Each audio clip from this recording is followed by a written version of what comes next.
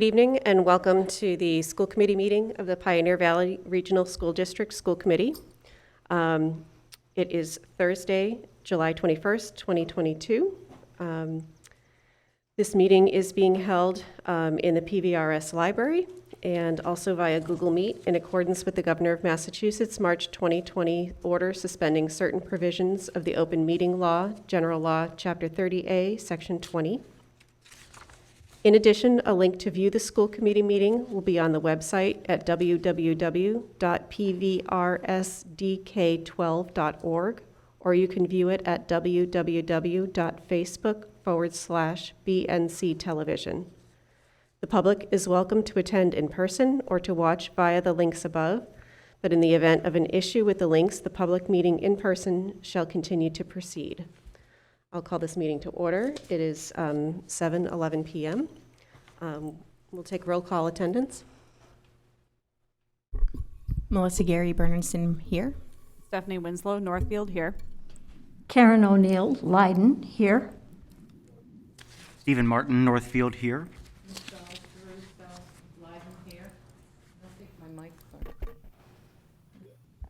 Jeannie? Jeannie Milton, Bernardston, present. And Raina Dastu, Northfield, present. Do we have any citizens' comments this evening?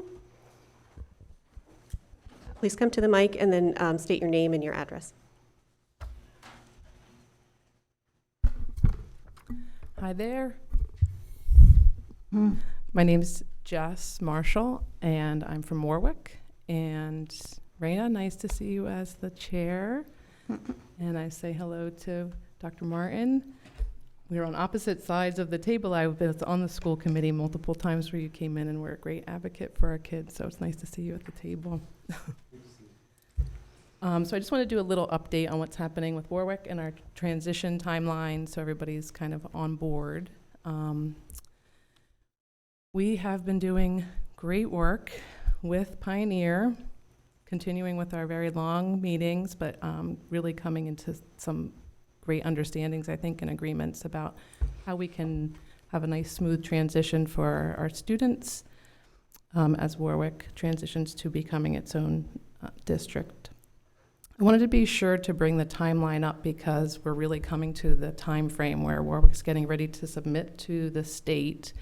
And so the agreements that we're working on with the district are going to be coming to the table hopefully pretty soon.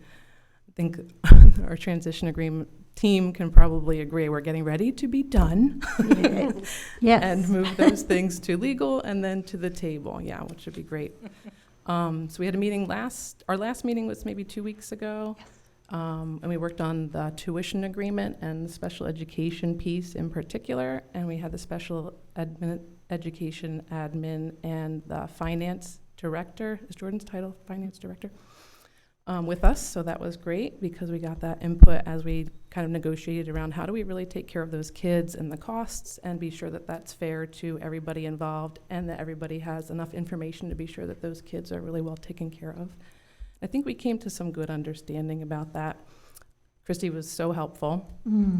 And some of that was going to go to legal and come back so that we could hash out some more of the details around that. We'll meet tomorrow. The one other big piece that we need to continue hashing out is about the retiree benefits piece, and that's really come into some good form again with everybody involved, and I'm glad that Jordan's been able to come on in because that's a really interesting thing to understand. But we have a formula, and Diana has written up with help from some other people, some language so that it will be easy for people to understand what the formula actually represents. Right, notes. So hopefully we'll wrap that up. We're going to talk about a specific timeline at our meeting tomorrow with the transition team. Possibly that could come to maybe a first reading at the next school committee meeting. That would be incredible. Or in September. It would be great if Warwick could be at the table when that happens. You know, we would offer to be here for questions or topics or concerns. and I guess ask for an invite if that's how the school committee felt about it too. And really, I wanted to bring this up now because that's one opportunity, but this work has been happening for years and is really coming to a head. And I wanted to be sure that people knew we were getting to this point in the process, because bring up your questions.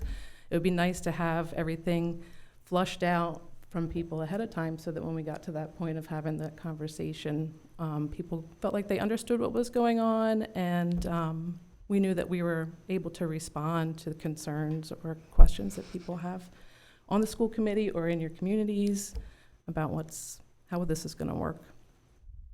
Warwick is coming, the other side of this, coming to the table with the district is, as you all know, I think Warwick's been diligently working on how to set up a district, which is incredibly complicated, but it also has brought us some really great opportunities to rethink how we do rural education, which is a topic that I know we can all relate to. In my mind, Pioneer really is a macrocosm of the microcosm of Warwick, and the struggles that our little town has, all of our little towns have, and the district has. So I think there's really some benefit in the initiatives that we're bringing forward with how we're going to work on sustainability and being able to make multi-year budgeting processes, as well as multi-enrollment pictures for each year.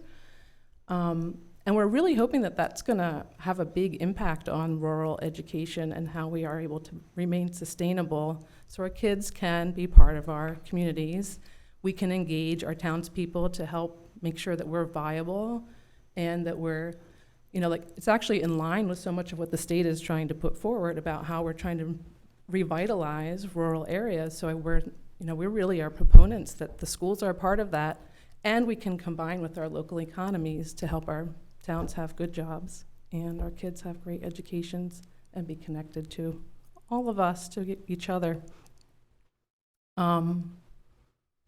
So I'm so thankful for the work that we're doing together and the support of the school committee and the communities that we're working with, and looking forward to being able to move forward with this relationship together that is growing into a new picture.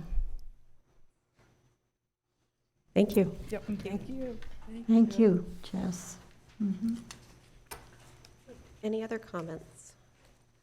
See anyone else in the room, and I'm not aware of anyone else who has the link, so we'll move on to our next item, which is the minutes from June 9th, June 16th, and July 14th, 2022.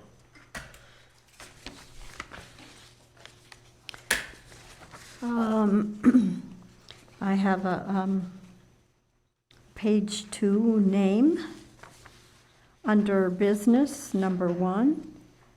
And which one is this, June 9th? This is June 9th, yep. Carriere in the second line needs an E on the end. And this one comes up through all 3 sets of minutes. In fact, it's the only thing on one set of minutes, but on the last page, number 4, page number 4, number 5, Tracy Novick, her name Novick has a C before the K, Novick. And that should have correction through the other sets of minutes too. But those are the only things I found on June 9th. All right. Yes. My last name's spelled wrong. Number 7, subcommittee reports under number 2.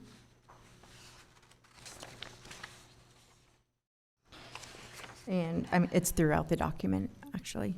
It's even it's before also. Yep. I don't know what happened, but where am I spelling it? Oh, I see it. Never mind. Okay. I apologize. I thought I corrected all of those. I know another person whose name is Melissa Geary. Oh. And I think she auto overtakes your name, so I apologize. That's I thought okay. I fixed them all.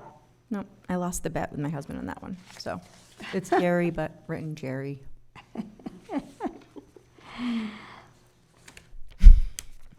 Should we approve these separately or Yeah, we can do. together? Okay, Yeah. so let's, any others for the June 9th? Any other comments? June 16th? Okay, there's one reference to Tracy Novick again on page 2. And then on page 3, number 7, at the very end, it says that O'Neill suggested something, but it ends there. Oh. And I'm not sure what I suggested at this point. Which page was that? I'm sorry, Karen. Page 3, number 7, the very end, seems the last sentence is incomplete. Oh, I know what it was. The reason for retirement. Or Oh, the reason for okay. leaving the Or the reason why people For leave. leaving. Resignation. Resignation. There was a bit of a discussion about what was legally allowable and things like that. So I'll modify that to correct. I'm sorry, I thought I updated that one. Okay. That's what I have. That's it?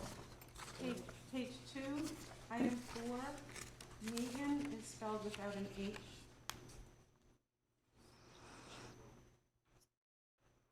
Sorry, thank you. Page 2, item 4, Megan is spelled without an H. It's the second item 4. Oh, Okay. Any other comments on those minutes? And then the July 14th minutes? I just have Novick on all 3 pages. There's one reference to Novick on each page. That's it. Could have sworn I looked her name up, but I apparently did not fix it. Okay.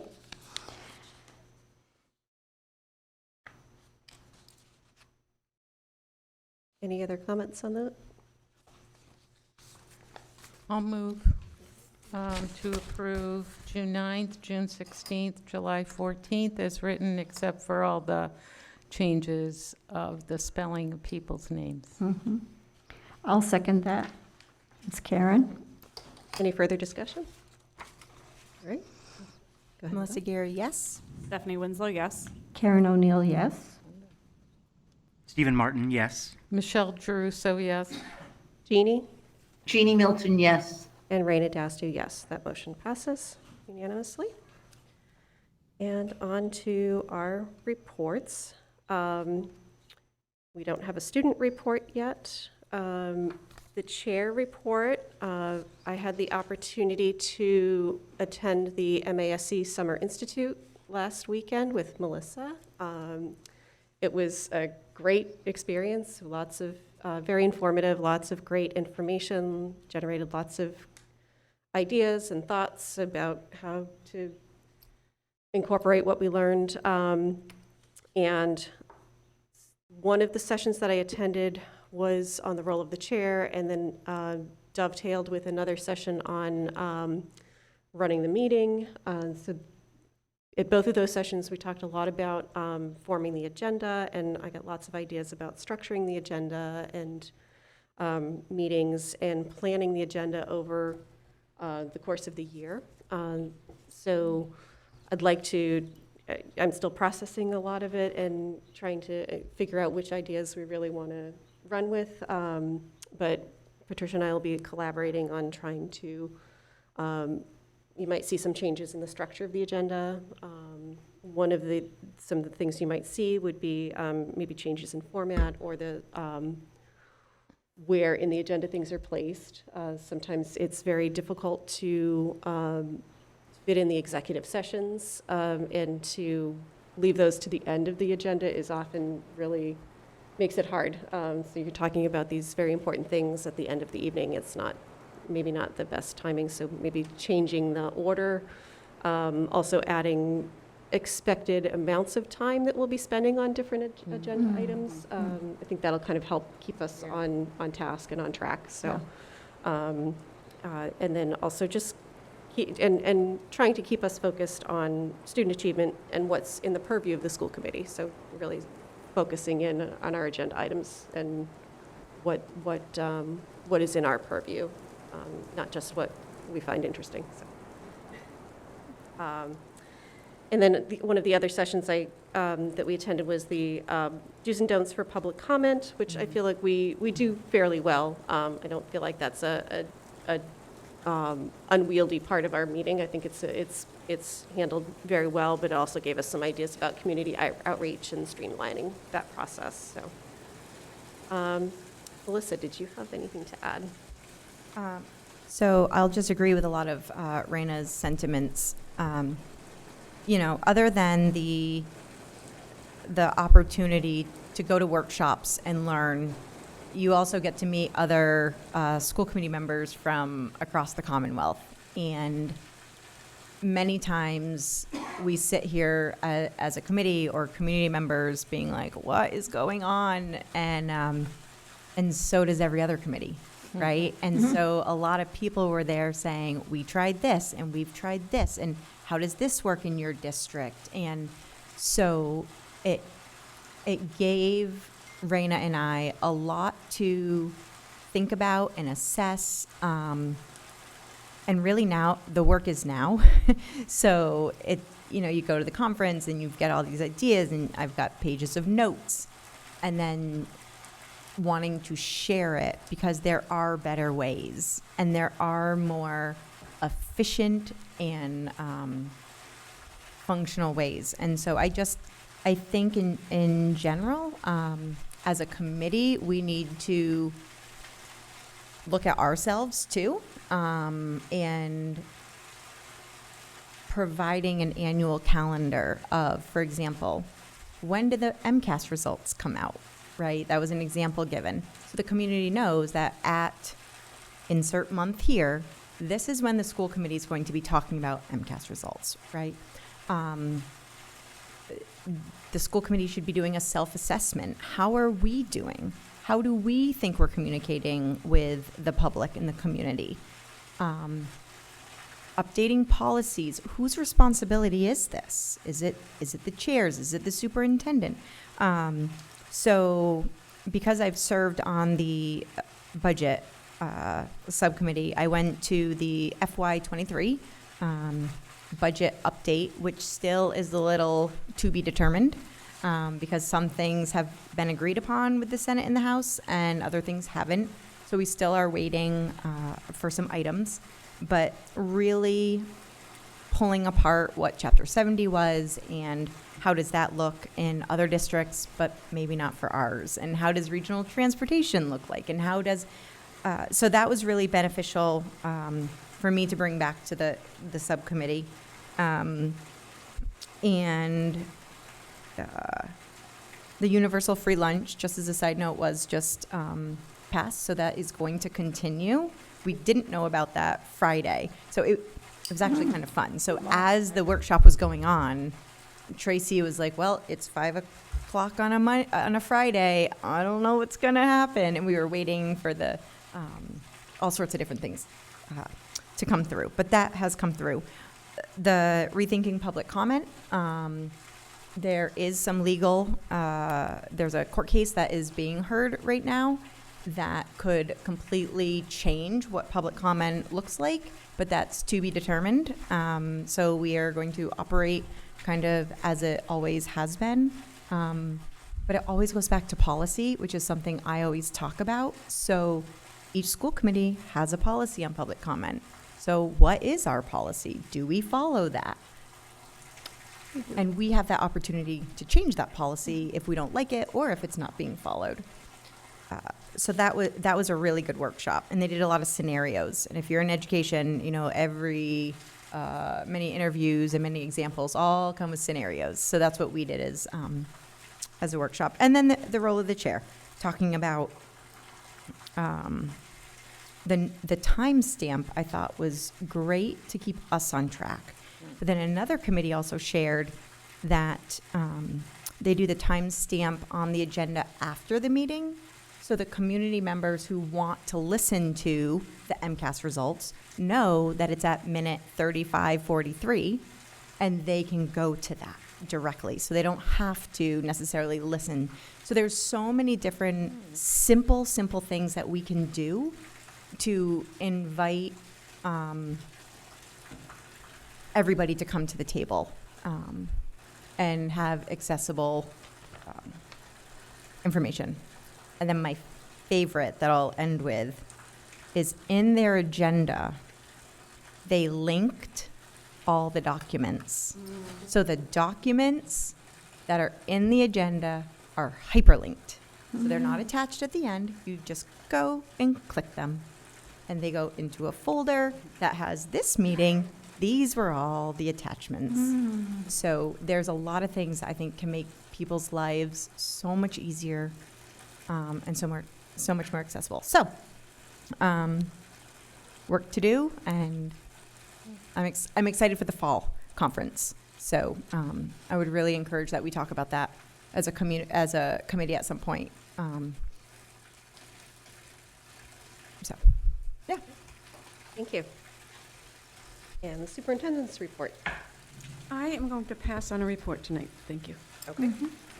And we do not have a Director of Finance and Operations report this evening. So on to our business. End of year enrollment report. All right, I am going to go ahead and share my screen so that folks at home, it's not letting me. Let's try again.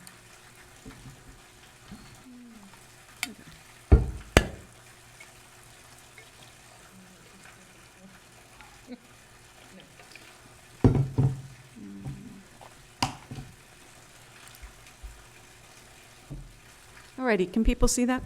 And school committee, you have this in your packet. Well, we have learned so much this year. One of the things I learned is that we have lots of exciting growth ahead of us in terms of how to use technology to make our lives easier in the school offices, and in terms of communicating between school offices and the central office. So, for example, we used to tabulate enrollment by having schools every month send numbers to my office where they would be hand entered online. So many possible, people do a nice job, this is not about, but so many points of possible human error, right? So what we have initiated is a workbook online, and our fantastic Dottie Bocon, our assistant data coordinator, is pulling the information straight from Redeker and creating a nice, clean enrollment report every month. And so the relevant people have access to the workbook. They can click on the relevant month, and it looks the same visually, and we can see how many kids we have in the district. So we are reducing the possible points of human error. Okay? So I will bring this to you each month next year. We'll take a look at the numbers. So let me talk you through what we have. And there are many ways, we can switch this. I made this up. We can make anything up. So this tells us, when we look across horizontally, enrollment by grade. So we start with pre-K, we've got our BES numbers, our NES numbers, and then a subtotal. Obviously no PVRS. You see, in terms of columns, the grade, BES, NES, PVRS, a subtotal, and then OOD, which is out of district. So that would be a student who is one of our students, who is assigned to a school because of their special needs outside of the district. And we let you know the grade of each student who is assigned out of district. We get a full total, and then we let you know the change from the prior month. Okay, so we could see if there is something startling in any school or at any grade level about a change. Next to that, you see 21, 22, all district totals by month. We don't have September through November because I pulled this together mid-year. And I instructed Dottie, don't spend time going backwards. Let's just try this. Let's try and refine it and see how it works for us.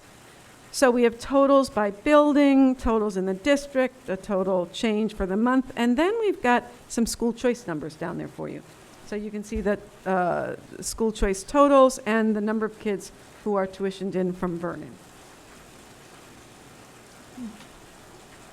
I welcome your comments about what could be even more helpful about this document. And we can think about it, and you can, we can talk about it again. But if you have any feedback now, I would welcome hearing it. Yes? I don't know that it matters, but I'm curious to know why we lost 10 students between June and December.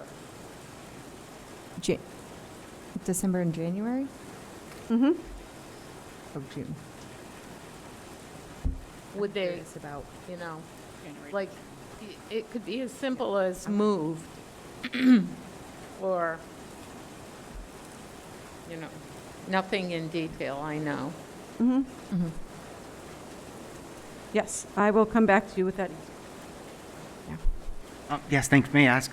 I think this is Steve. School choice 58, that is a proportion of the 650, is that correct? Yes, yes. Thank you. So to piggyback on what Michelle said, I would be curious also specifically from January to February, what happened?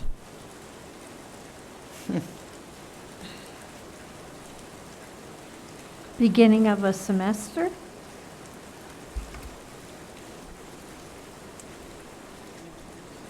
I'll find out. Yeah, no I have problem. an idea, but I'll find out. Yeah, mid-year was interesting. Yeah. Anne? Just because I'm very interested, but I don't see any charter school numbers outgoing. Charter school numbers. Okay. We could add And that. those can be significant impact financially. She would like to see charter school numbers, outgoing charter school. Charter, I'm sorry, the rain Yeah, is the rain. very loud. Oh, we No, that's okay if someone repeats it. A little wet. We have no power. I don't mean to, certainly don't want to take up the space that exists in the document, but it does strike me that if we're looking at yearly enrollments, I know we don't want to go back, but it does seem like there's context, and I don't have much context for what 654 is as a point in time. Could a small graph or tabulation be not onerous, but just to help provide context? Yeah, I wondered about, these are straight up numbers on a chart. This isn't, these are numbers in a table. I wondered about something visual that is simple, right? Because I'm imagining we want this to be accurate, we want it to be timely, we want it to be informative, and we don't want it to be taking a lot of time. each month. Numbers, tabulation would be fine. Yep, okay.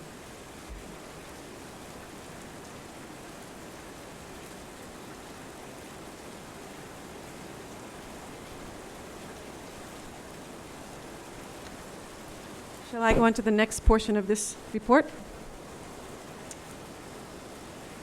You have in front of you, and I have now put on the screen, numbers relating to our rising ninth grade students. And I became aware of these numbers very late in the school year. And my understanding is that we haven't pulled together these numbers and shared them publicly in this way, in particular with a historical look at what has happened over time. So this is startling to me. I don't know any other way to say this. So for folks at home, well, you can see it, but at the top we've got, this is a page that shows the grade 8 student transfer data. And I developed this initially for the PVRS faculty to review. Again, very late in the school year. I'm going to go to the part that is two bar graphs.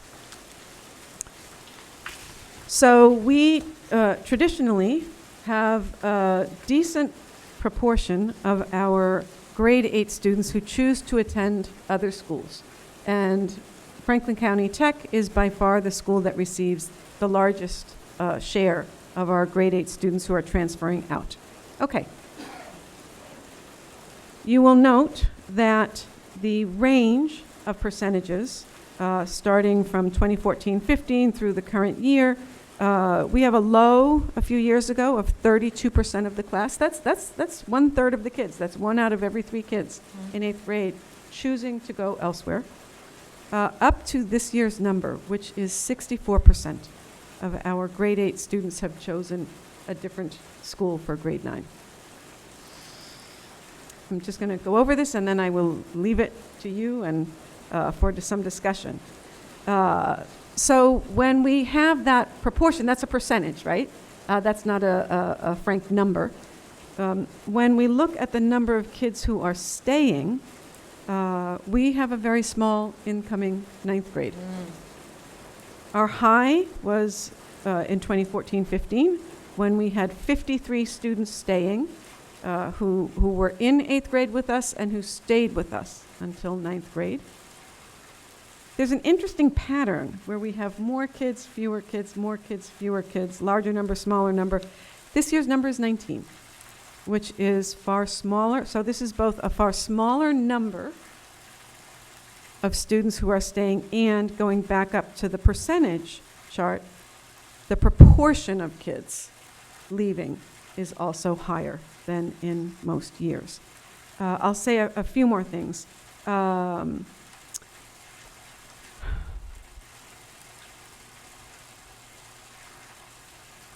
There is so much for us to investigate.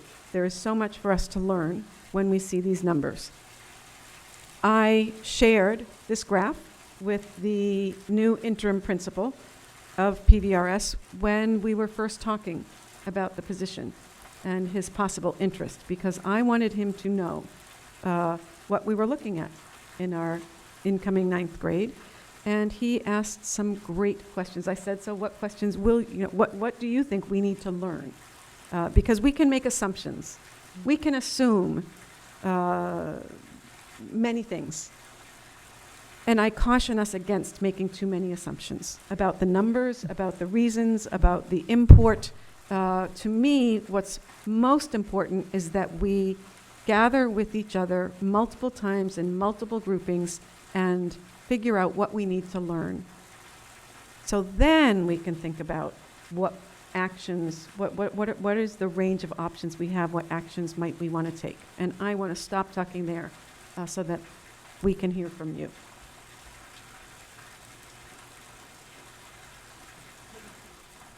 Thank you very much, Steve from Northfield. Well, I think one of the questions I was always struck by is this a good result? So I don't think we know if this is a good result or not. I mean, if each of these 31 children going to tech have a calling for that school, then for those students, that is a good outcome. Mm-hmm. And the remaining number going to NMH is about less than the average for the past 10 years. So that really hasn't changed. So I guess for myself, I'm cautious about seeing this as being right or wrong or bad or good, but have students found their place or their fit for the 9th grade as an idea. And that I am struck also that it can be entirely accounted for by tech and NMH. Sorry, the entire number, 34 students, are accounted for by 31 to tech and 3 to NMH. There's not a magic black hole kids are going to, mm-hmm. which is also key for us to know. And I think illuminating. The one question I do have is, we have on the prior spreadsheet that the grade 9 enrollment is 39. So is 39 less 19 or 20 students coming from somewhere? Or am I misreading that? Okay, tell me where you are. Yeah, so it's for grade 9, mm-hmm. PVRS 39 students, but 19 students are remaining at PVRS from 8th to 9th grade. I have a suggestion. Sorry. Yep. So it seems like the difference are students. Oh, sorry. Or if I'm misunderstanding. They're the current grade 9 students that are, So it's so grade it's the grade, 8. these numbers come from the grade 8. Okay. So I appreciate that. I'm Yeah, sorry. that's okay. So if this is, I guess I'm wondering, is our expected enrollment total for PVRS in grade 9 this 19 number? Yes. Thank you. You had me so nervous that I was Oh my 20 God. kids off. I was thinking, no, what did I do? No, that was me. Melissa? I was thinking that it could have been acceptance letters also, where if the kids hadn't accepted formally, but it's not. I think that this monthly report, if we're getting it, will be interesting to see if those students who have chosen to go to tech stay. Because they spend the first few months in exploratory, figuring it out. And there's a lot changing and growing here at Pioneer, and I'm curious if decisions will change. And there typically is students who will go off to tech and then they come back because it isn't exactly what they want. And many of it is just an alternative way to get a diploma, right? If you ask a 14-year-old if they want to be a carpenter the rest of their life, they'd, who knows? So there is some, I'm curious if that number will go up. Because with all sustainability,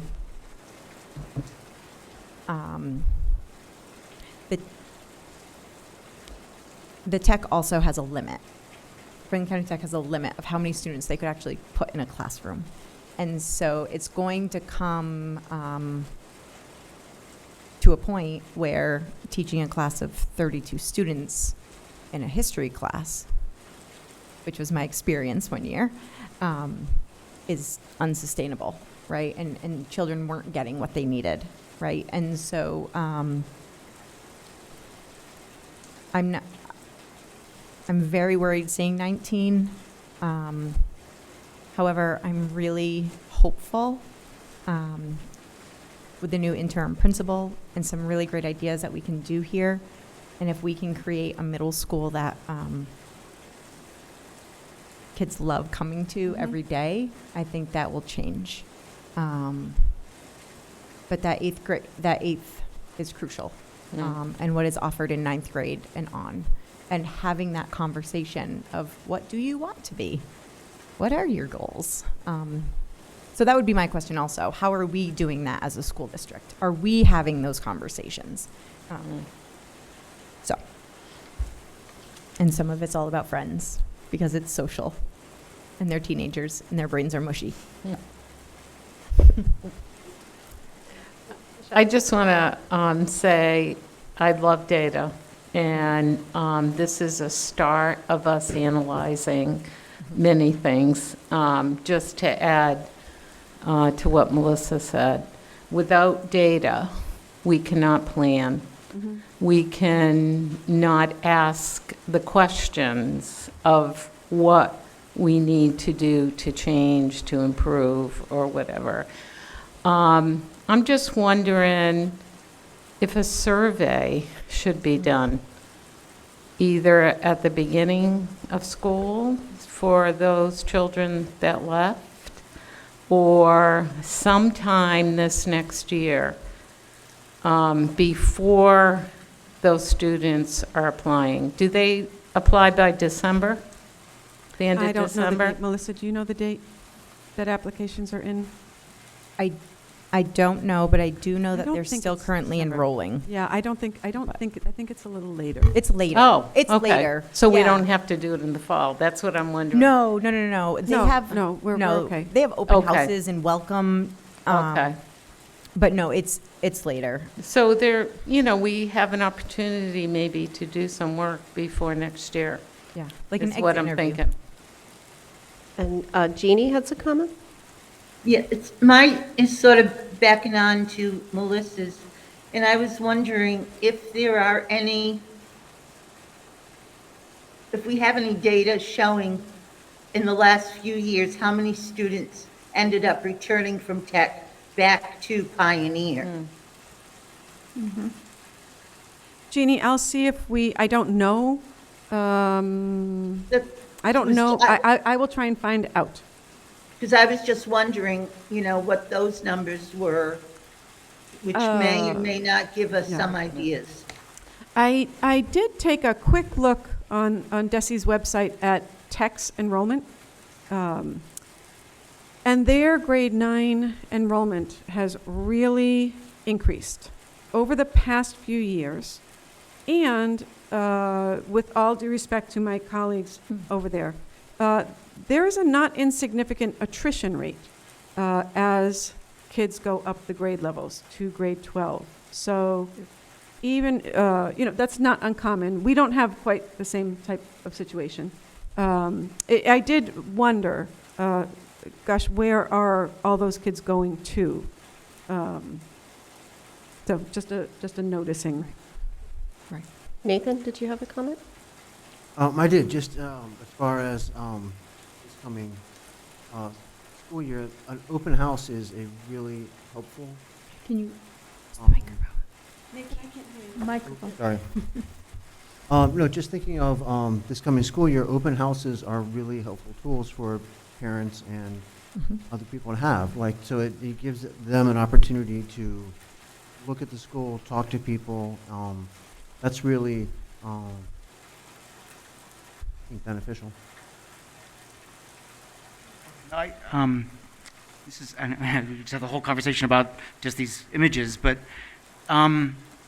this is about a 60-40 split out of the class, leaving and staying. And, ultimately, to your point, Michelle, I think, and others, is this is this a pull or a push?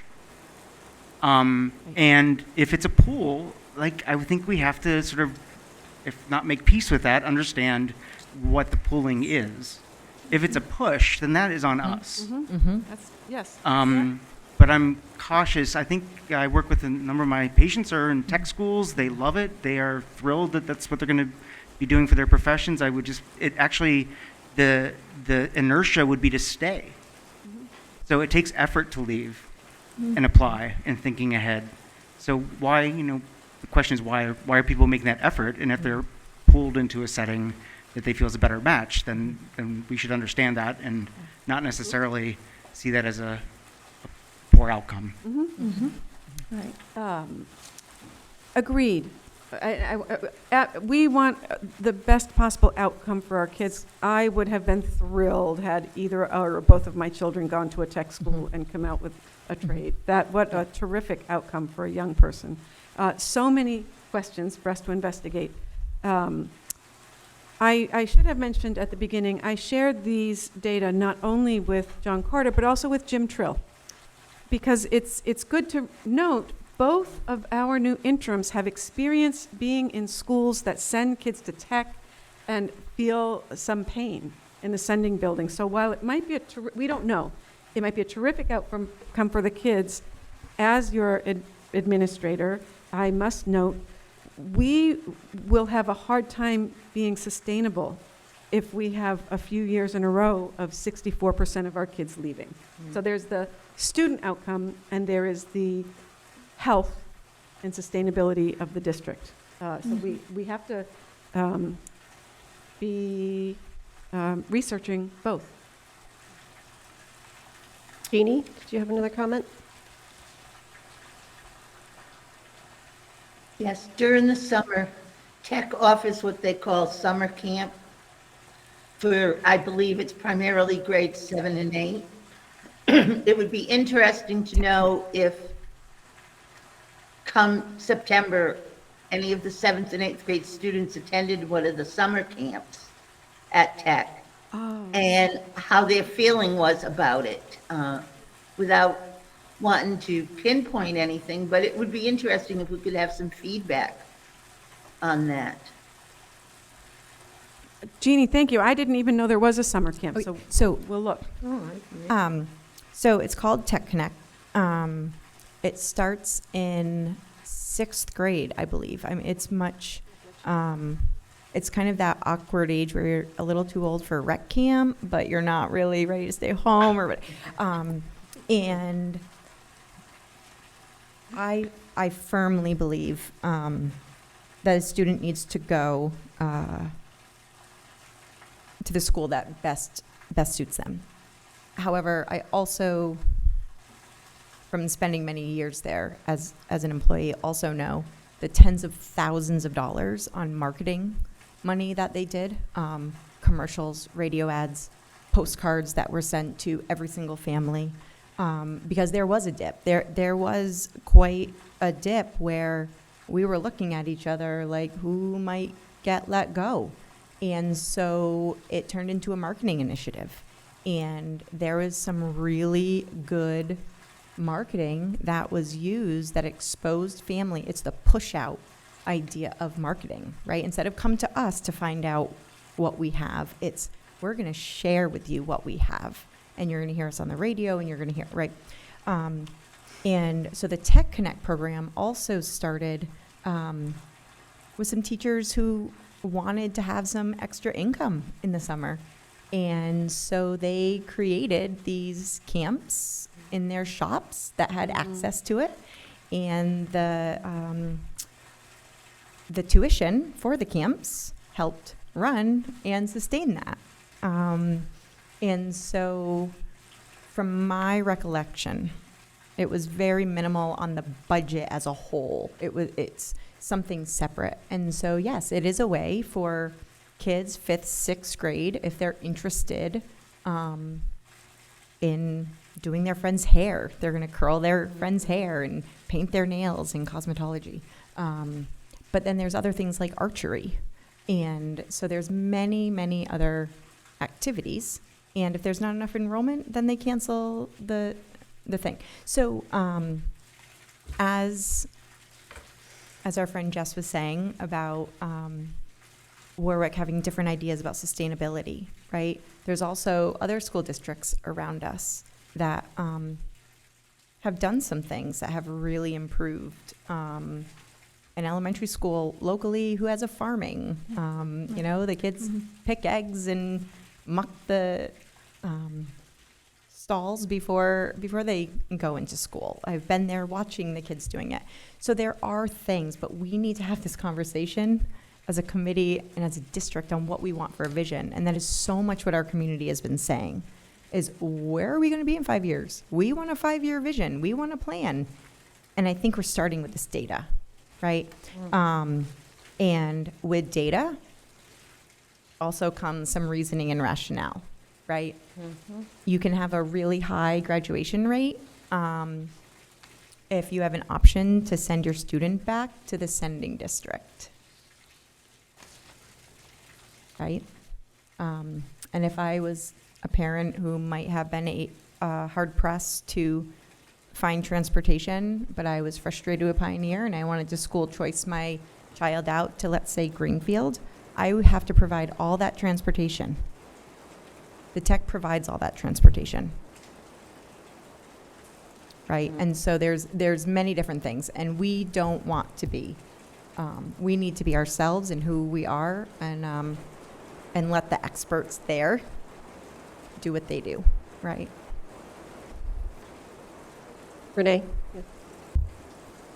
Sorry, I don't mean to pull us away from the tech school conversation, but I just wanted to note some noticings and wonderings I had about the data that's been shared. So I think I could be not viewing this properly, so I am wanting to be a learner and not a knower of exactly what I'm looking at. But when I see the totals from everything from pre-K to grade 12, and then I look at the class sizes on the previous grade 8s, I think we're just looking at a lower number of students altogether. I understand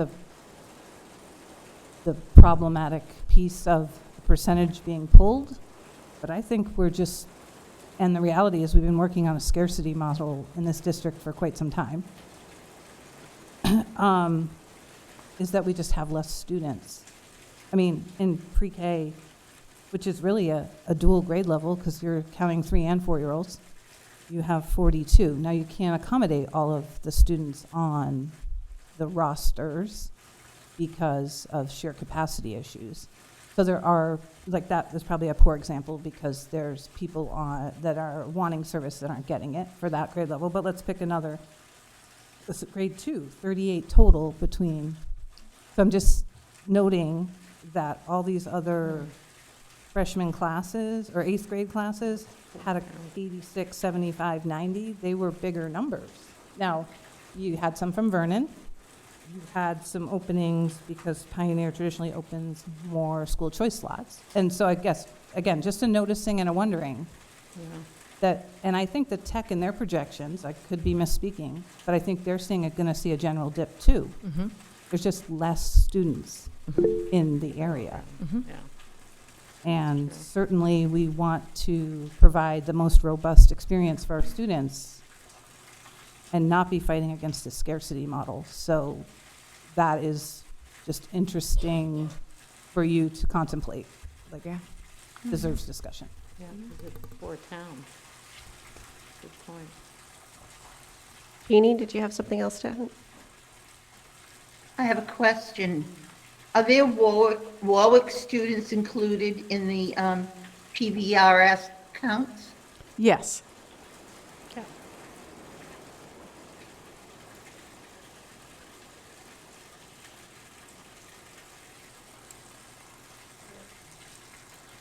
Just as a point of comparison, I'm sorry, really quickly, but if you look at the percent that remained at Pioneer in 2014, 2015, it was 53 students. At the absolute number, it was 53. And if you look at the absolute class size for this past year, it was 53. So I really appreciate your point about the absolute number changing.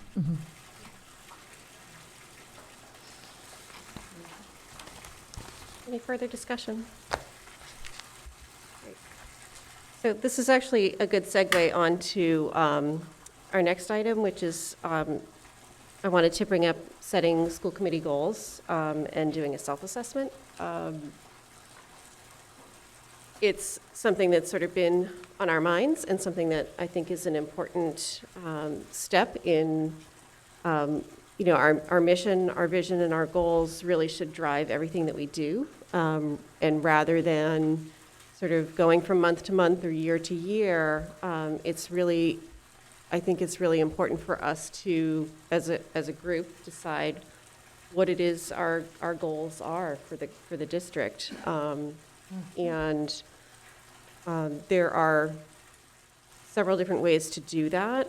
MASC provides us with some tools and some questionnaires that we can begin to think about that process and guide us through that process. It's not necessary to have an outside facilitator, but if that's something that we can look into to help with that process, it can be done within the context of a meeting, a regular meeting, which seems to me a bit unwieldy, that I feel like that is something that warrants a special meeting or a special designated time for us to be able to approach this process and really have some substantive discussion outside of the confines of Robert's rules to some extent. And it would still be subject to open meeting law, but we could have a less formal discussion and idea session. And I'd like to plan that sooner than later. I'd like to see that happen in the next few months, September, October, or no later than October, or August, September was what I was thinking. So my question to the committee is whether we would want to have an outside facilitator, or if Patricia and I could collaborate on facilitating that discussion. And also the timeline for what would work for the committee in terms of when we want to take on this task. Okay. Well, I guess it doesn't matter to me if we had an outside facilitator. I've actually worked with both of you quite a bit in the past year. And I think, with some guidelines, you both could do a good job facilitating us.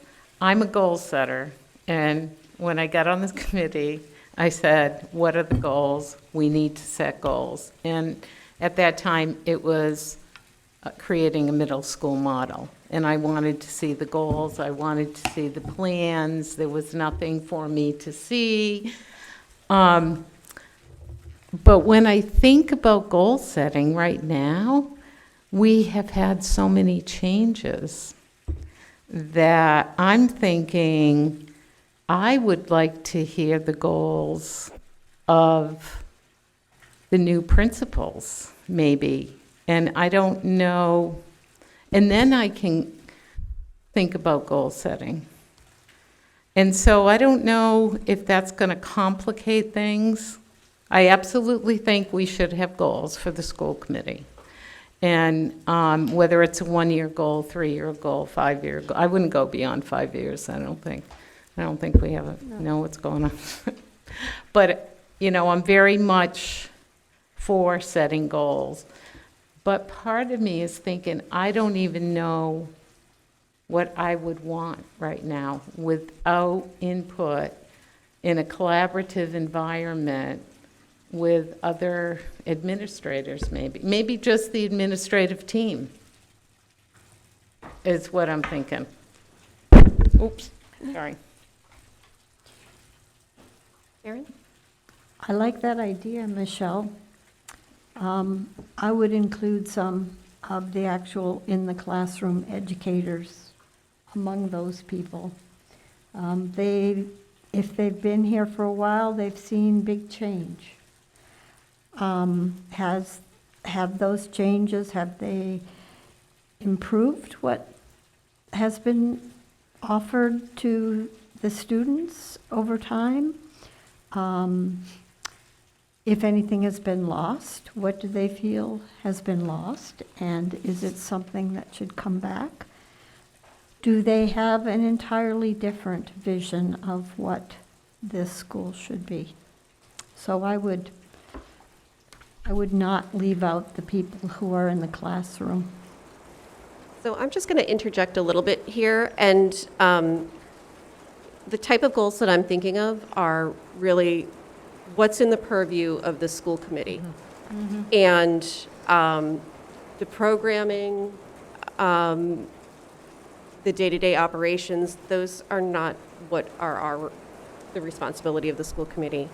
We're looking at reviewing and approving the district budget, any contracts that we enter into, so the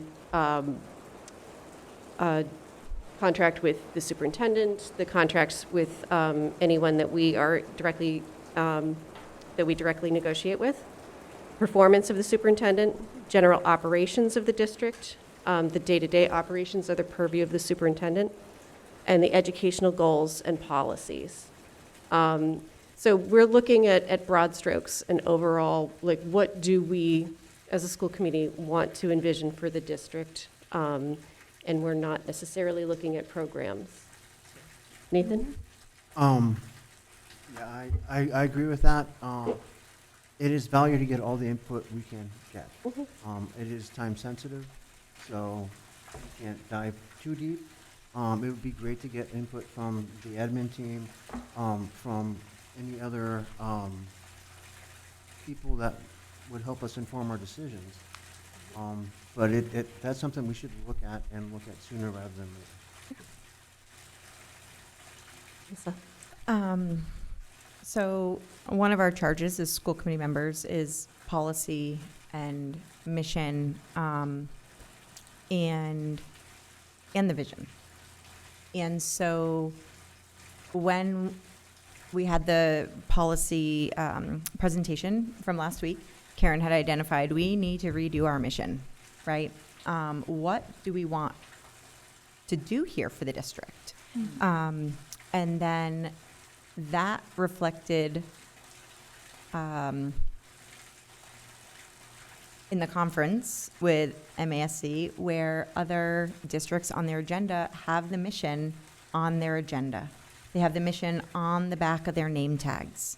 So we are here for the students. We are, in that our budget should be funding what our policies and our mission is, right? So it's the organizational kind of goals and community in broad strokes, right? Like we want maybe our students to be learners and explorers throughout their life, right? Instead of the fine-tune specifics that Northfield Elementary might do different than Bernardston or so forth. So I think in the broad strokes and the goals, I think my first question would be, well, what do we have on the agenda for September and October, right? Like, what are the, so as we're saying that, right, well, what's coming? It's the beginning of the school. There's going to be lots of reports and lots of hustle and bustle. And then budget should be happening soon. So there's going to be subcommittees that are going, Warwick subcommittee, we're going to get the district agreement back hopefully at some point. So our subcommittee appointments calendar is going to fill up quickly too, I think. So yes, we need to include all different voices at the table, absolutely. But I think there's some housekeeping stuff that us as a committee for the goals and the self-assessment works. I did notice on the MASC site that we can get part of our membership to MASC is having a facilitator come from MASC, and I don't know whether that is part of, they have a list of 5 different workshops that they will come out and do with the school committee on different topics. I'd have to log on and tell you exactly what those are, but if that's part of our membership to MASC, and they have all of this, then bring it on. And they did provide us a self-assessment tool that other committees use too. So we wouldn't totally be starting from scratch. Yeah. And like I said, they do have questionnaires that each member could fill out, and so we're not just sort of coming up off the top of our heads. They have some guidance for identifying goals, and then we need to help us sort of figure out what areas we want to focus on.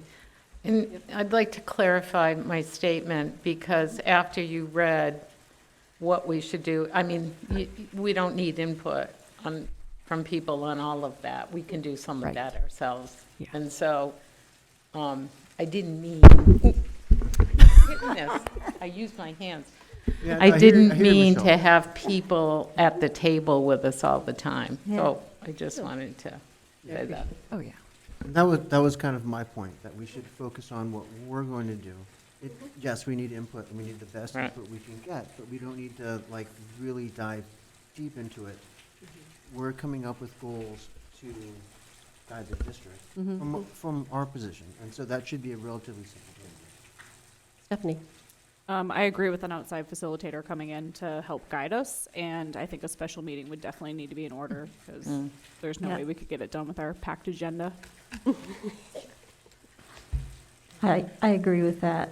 And with Melissa's idea that the mission is inextricably linked with setting our goals. So maybe we can put those two together in some, one before the other or with each other or something, so that they reflect what we really want the outcomes to be for our students. So I can follow up and reach out. Oh, I'm sorry. Sorry. As I am listening, I feel hopeful.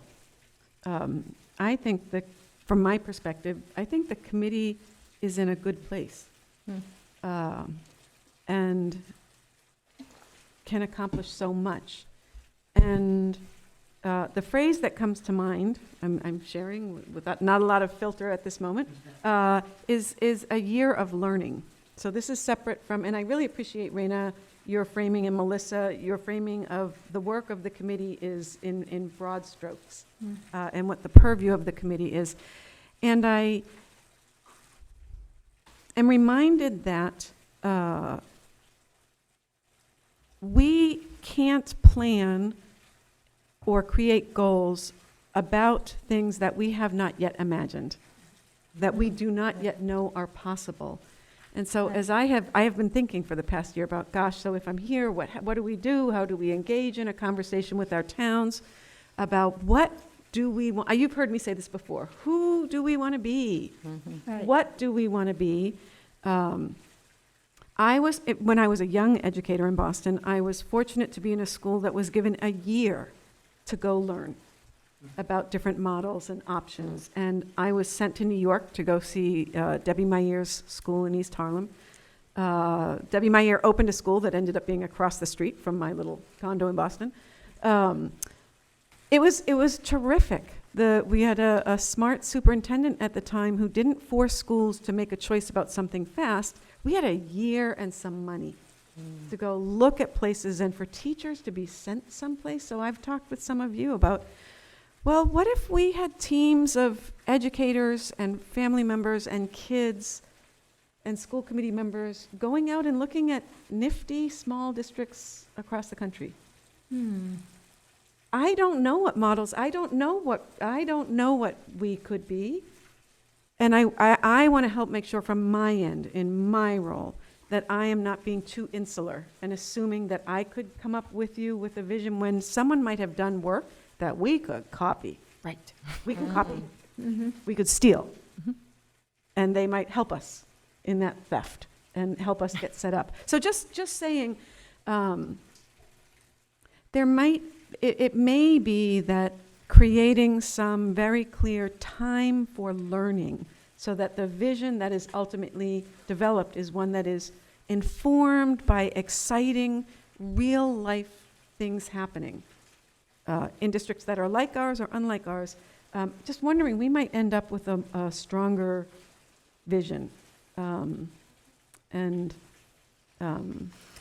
some blueprints for how to get there. And I think this is definitely going to be a journey. That first set of goals is not going to be, the ultimate vision. I feel like this is going to be part of the process of forming that vision. And those initial goals are going to be pretty basic. So that's my sort of initial vision for what this process is going to be. Because it can feel very daunting to think about, like, what are our ultimate goals and how do we, the group of us, choose goals for a district. And I think we're going to start small and we're going to take small steps and we're going to build on that to create a larger vision for the health of the district.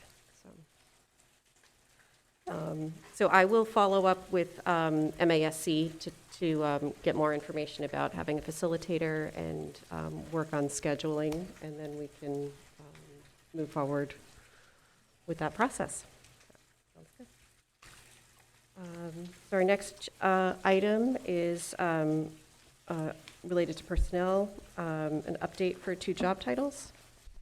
Alrighty, thank you. Karen, do you want to say anything from the perspective of the chair of the Personnel and Curriculum Subcommittee? I would just like to say that we had a meeting yesterday with curriculum and personnel, and we listened very carefully and had a good discussion about the need for the changes in both job titles and in these job descriptions of new positions, and we unanimously agreed to recommend both of these changes under number 3 and number 4. All right, thank you. I will walk folks through them. So first, the request to update 2 job titles. So I have sought guidance from our attorneys. When there is a desire to change a job title in a way that is that does not reflect a substantive change in the job description, the superintendent, it's okay for the superintendent to go ahead and make that change. So for example, I am going to change technology director to director of technology. We're going to have directors of. These are two changes that are substantive.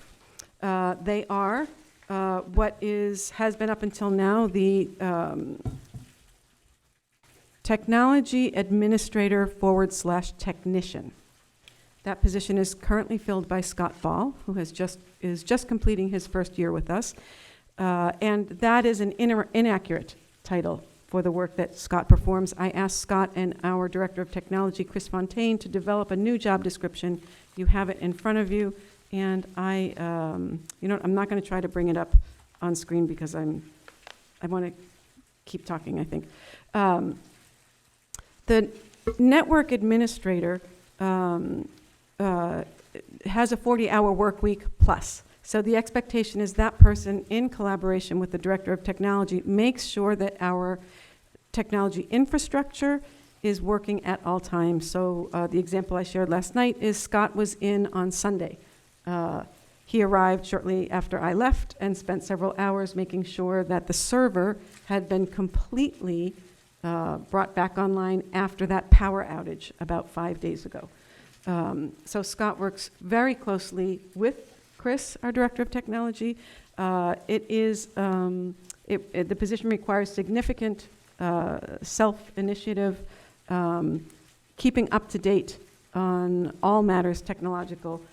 So I think I have gone through this job description. I feel like it's a good reflection of the work that Scott does in this position. So I am requesting, happy to talk with you, but my request is that the school committee consider approving both the change in the name of the position to network administrator and this job description. And I will say, as I have said in several different forums, we have a couple years of work to do on job descriptions. This is one of the few. You are seeing 3 tonight. That's a major accomplishment. I feel pretty darn good. Yes, Nathan. Yes. Oh, no, I'm sorry. Just one question. Sorry. It is on my mind, sort of the cybersecurity of not-for-profits who have very little reserve funding, and I see here the protection in place for recovery disaster, but we're talking about literally ransoming of data. Is there a way to, maybe that's part of the technology directors? I don't know, but it seems like it's not present here. Okay, I will check in on that. Don't, it's good.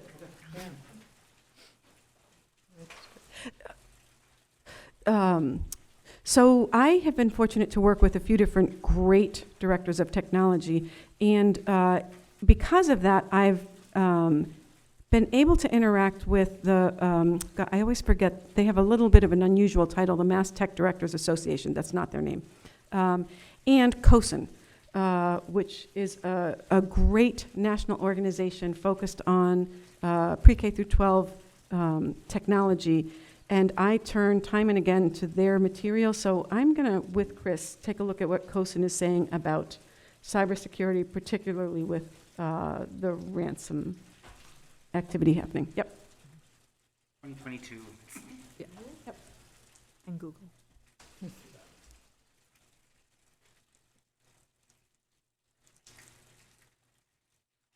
I just have a general question about all of these.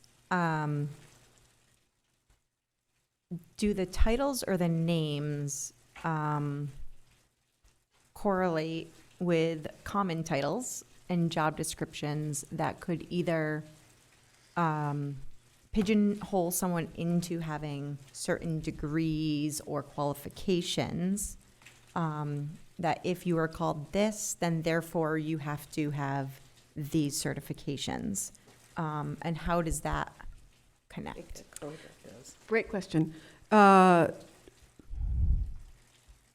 don't know the answer in all cases. For something like the Certified Occupational Therapy Assistant, yes, That person must hold a certification as occupational therapy assistant. The behaviorist, no, that's a very general Okay. title. The network administrator, I know that there are all kinds of certifications in the not-for-profit, governmental, and for-profit tech world, but I don't know that this has a particular certification, and I can find out.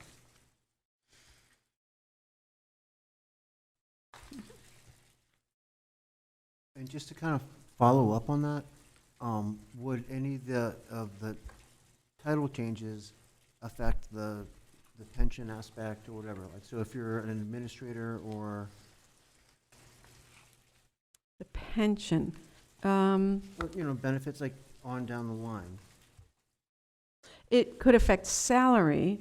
I don't know that it would affect benefits. So pension is a function of salary, but eligibility for pension, that depends on, for instance, with our two unions, one union is part of one pension, Massachusetts pension system, one union is part of another. I don't think that the job position title has an impact on that.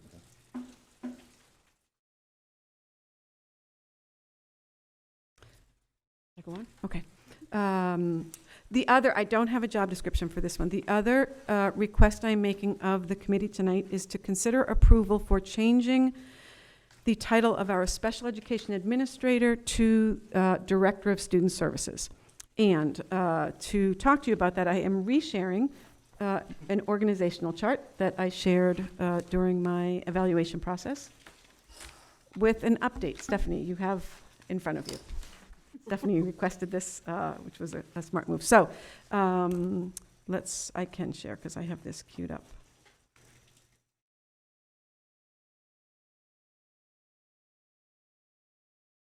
All right.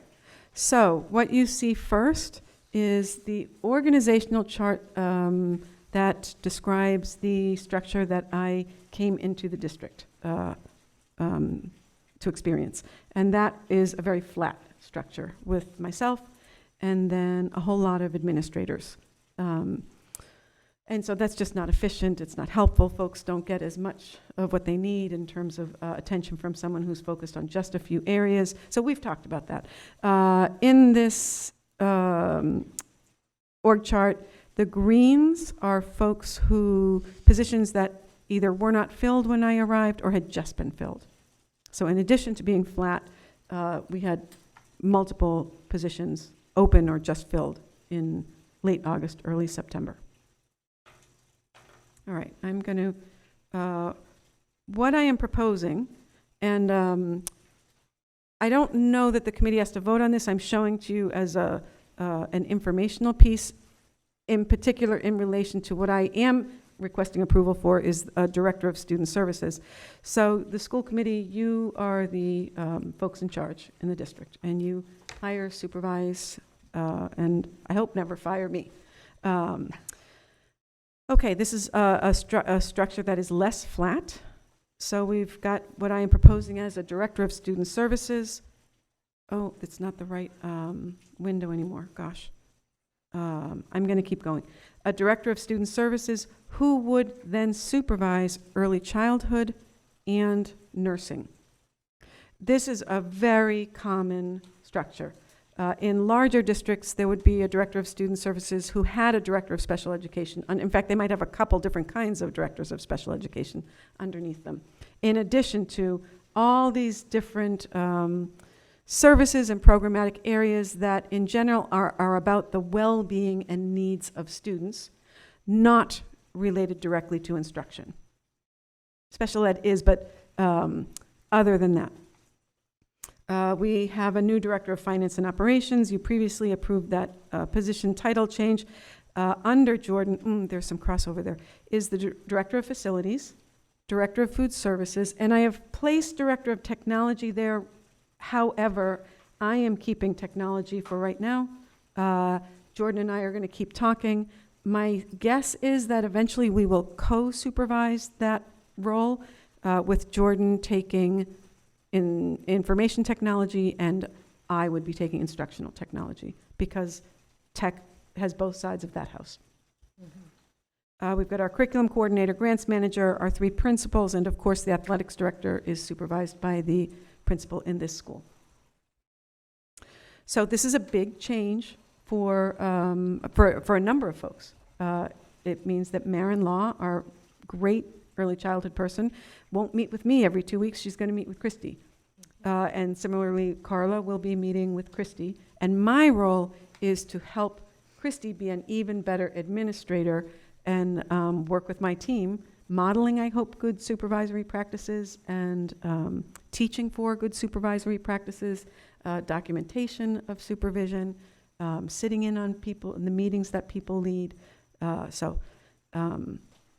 And I apologize, I don't have a new job description. That's going to take me some time to bring to you.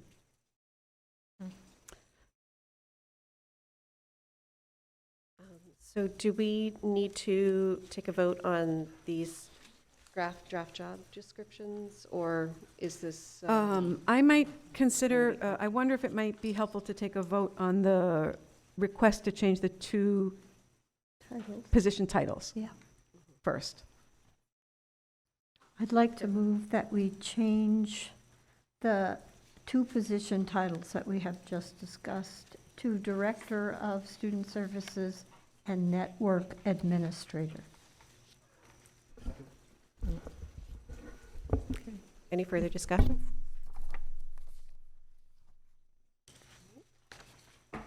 And shall we take a vote? Oh, sorry, Jeannie, yes. I'm wondering if there's any way that we could have a diagram of the proposed, the new organizational model that you described, Patricia? Jeannie, I'm so sorry. Yes, I have it in front of me on my computer in Word. It's not online, so I will share that with the committee after the meeting. Because unfortunately, I could not attend the meeting today. I'm keeping my leg elevated, but anyway. So I didn't get a lot of the handouts from today's meeting. Maybe they could be saved for me and I can pick them up at a later date. Yes, and I'll send them out after the meeting tonight also. Great, thank you so much, Patricia. You're welcome. Can I just clarify?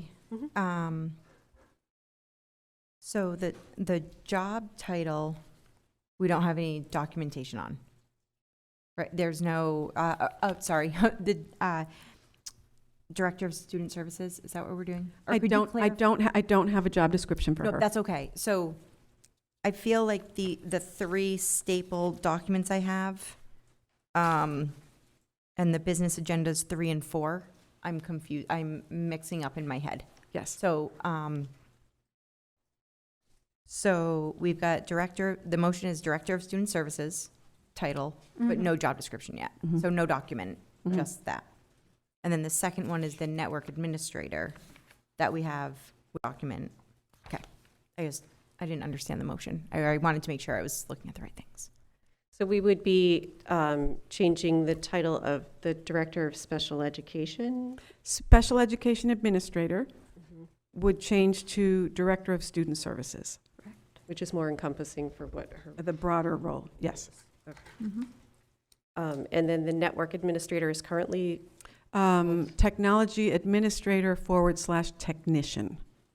And that would be known as going forward as the network administrator, which we have a job description and qualification. Okay, thank you.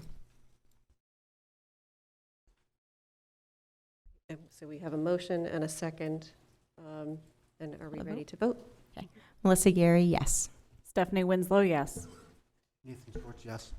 Karen O'Neill, yes. Stephen Martin, yes. Michelle Geruso, yes. Jeannie? You were on mute, but I think you said yes.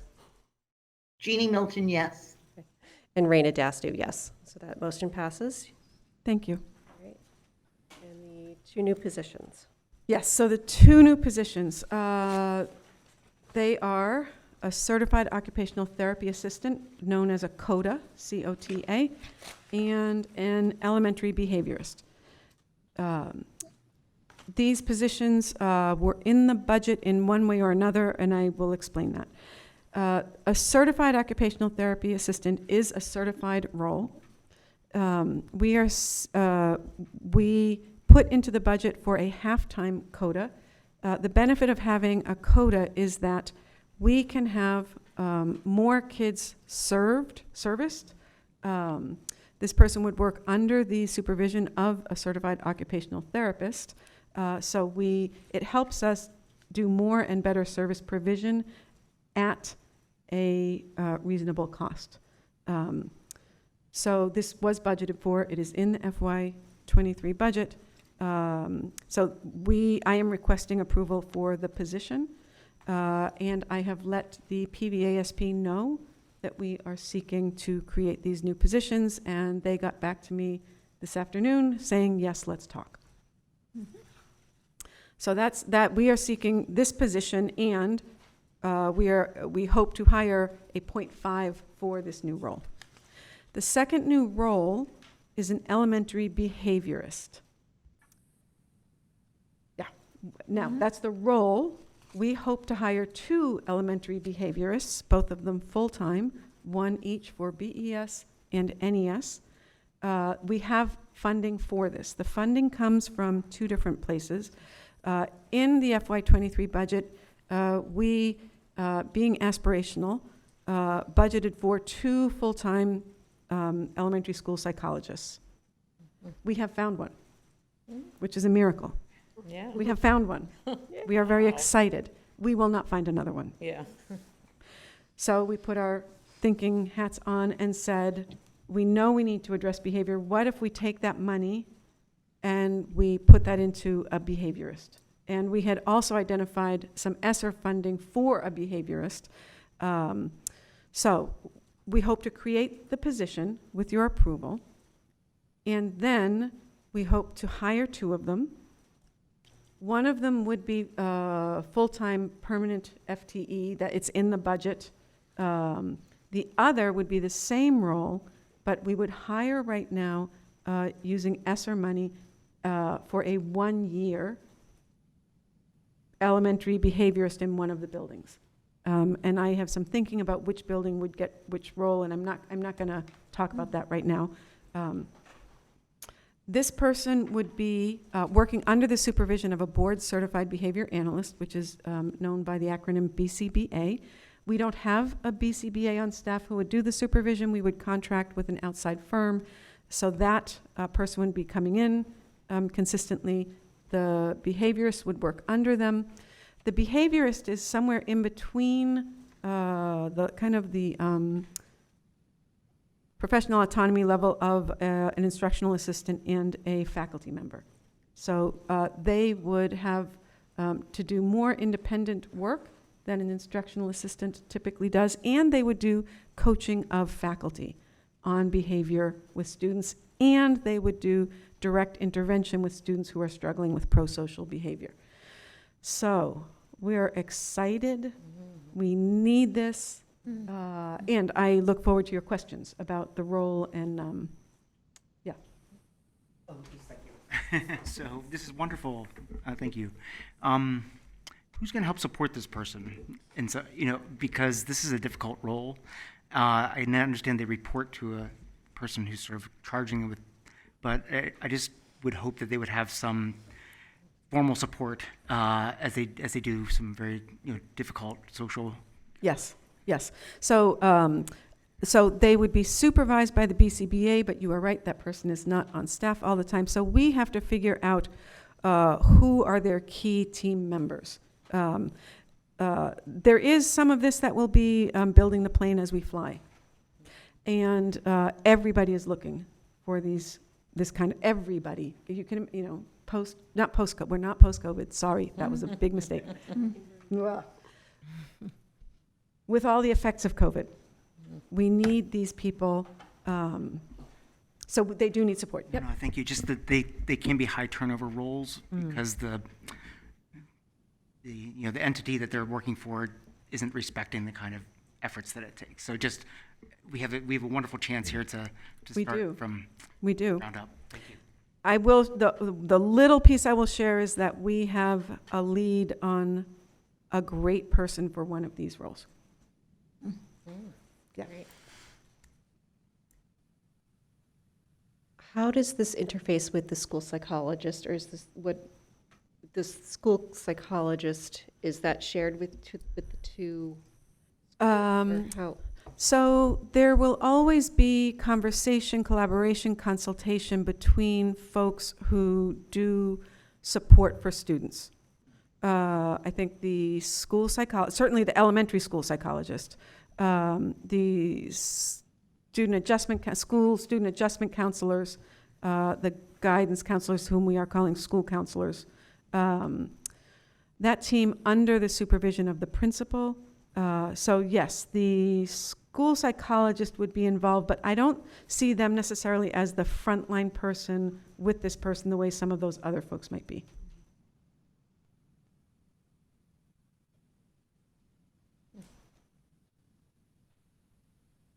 Any further questions? Do you need a motion?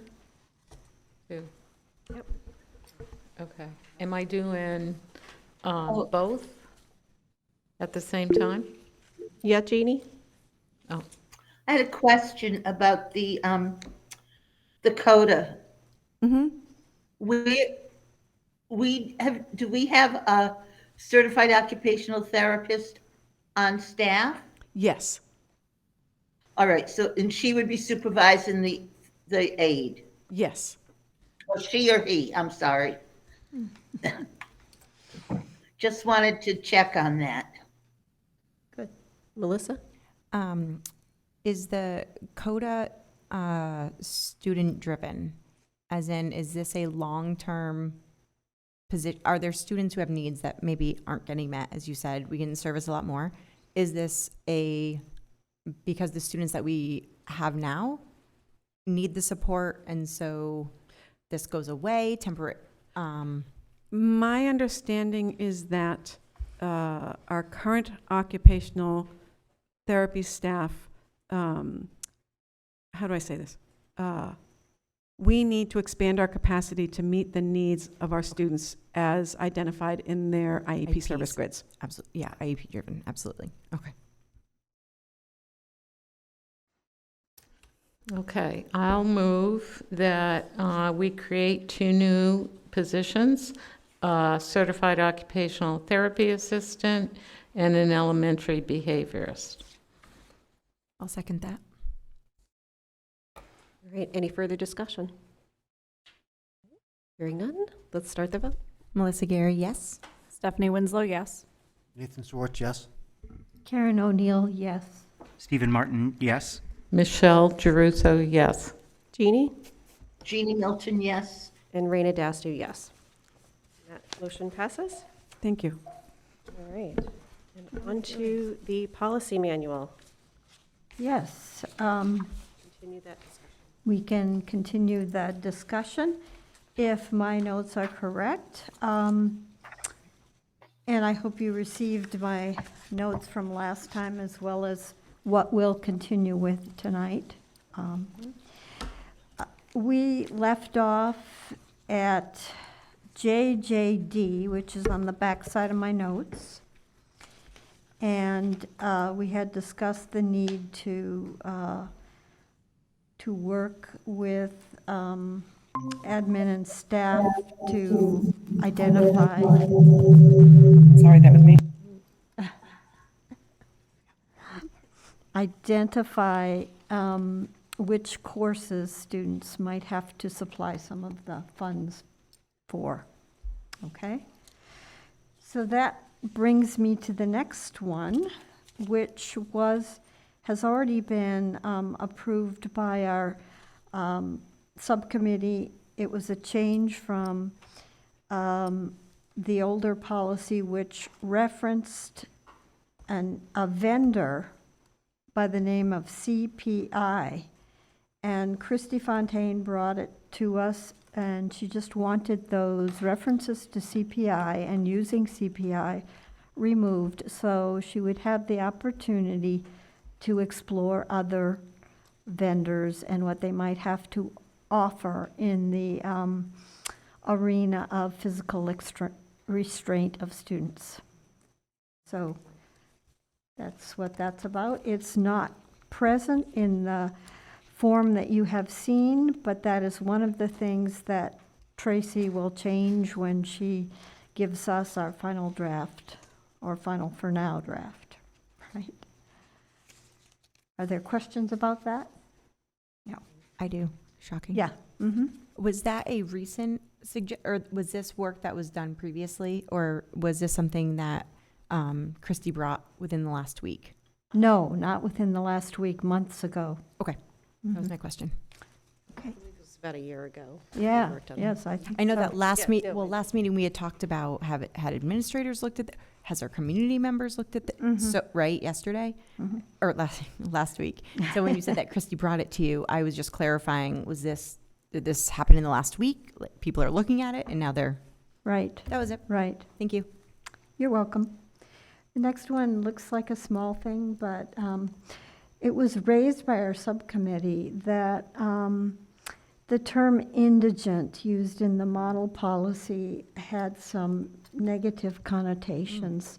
So we thought we should, this is JQ in the book, substitute something less negative, such as students of limited means. And either way, we are wondering if whatever wording we choose, do we need to define that? Or is that a discretionary term for administration of student fees, fines, and charges? Okay, are there questions or comments on this? Is it your general feeling that we should replace the wording? Certainly. Thank you for that. I'm just struck also that the language places the onus on the student, which is not something I'm used to in this case. I mean, the student is a minor, Right. and yet it's asking that the student pay this, and it identifies the student as being indigent and not the guardian or family. So I don't know if we Okay. need to change the target of the policy also. That's a really good That's okay. point. And at times when we've encountered things like this in our discussion with Tracy of MASC, she said, that's a really good point. We, as MASC, should also look at that too. So we can raise that with her when we go over a few of these things before we present the draft. The modified draft, I guess. Okay. So can I go on to KCD? KCD, let's see, I have these marked. Here we go. Public gifts to the schools.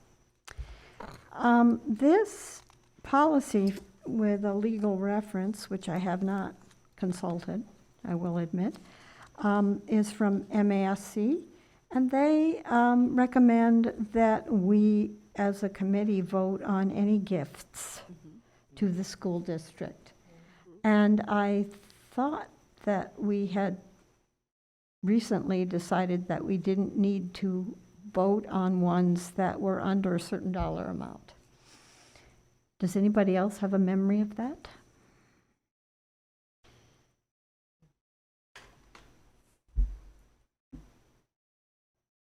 I don't. No? Okay, all right, then this is fine. Fine as is, good. Jeannie? Sorry, this is Ann speaking. Oh, Ann. There was definitely a discussion on the dollar value. I couldn't possibly tell you which meeting, but there was a meeting where it was discussed the value. I'm thinking it was maybe over 1,000, but that over a certain amount, it did need to be voted on. I really can't tell you when or the dollar value, but there was a discussion and a vote on that. So that very small gifts did not have to be voted each time. The current language seems to separate cash from property. And we could get a cache of diamonds and then the school committee would not be involved. Interesting, but it seems to me that that's not really what we want to convey in the policy. That is, if we were given a vehicle, for example, that has a high cash value, Yes. the school committee would have no role given the current policy.